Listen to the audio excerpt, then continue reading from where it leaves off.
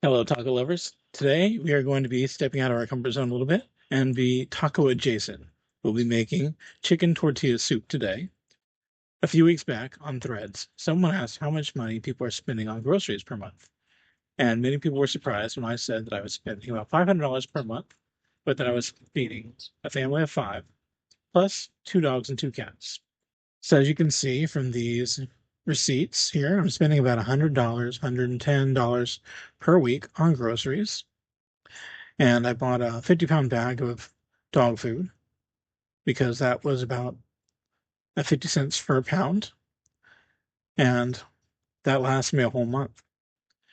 Now, today I'm going to be talking about how I manage that because some people did not understand how I can do that. One of the ways I do that is by making cheap meals for dinner. So generally I spend no more than about $10 per dinner, and I usually make enough that I can take some leftovers for lunch for 1 or 2 days. This is how we live within our means, which is going to help us to have financial health. And when we are feeling better about our financial health, we will feel better mentally and not be as stressed.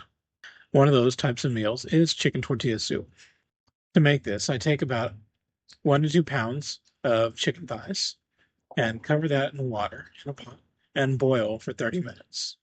Then I shred that chicken and put it back in and add in a can of Mexican style diced tomatoes, a can of corn, a can of black beans, and 1 to 2 tablespoons of taco seasoning, and let that simmer until heated through. Okay. I serve that with shredded cheese, tortilla chips that are crushed, and sour cream. And there you have about $10 to $11 for that whole meal.